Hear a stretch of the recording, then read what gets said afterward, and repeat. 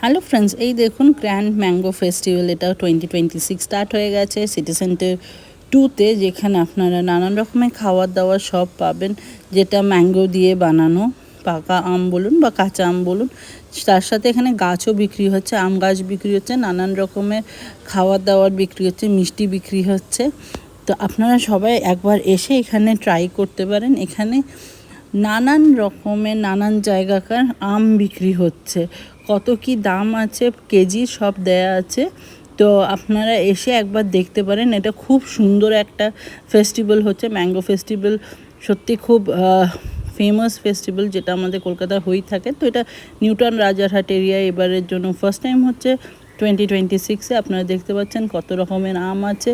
যারা আম প্রেমী, খেতে ভালোবাসেন, আম খেতে ভালোবাসেন, একবার এখানে এসে ট্রাই করুন, দেখুন, খুব ভালো লাগবে। এটা 2 দিনের জন্য হচ্ছে।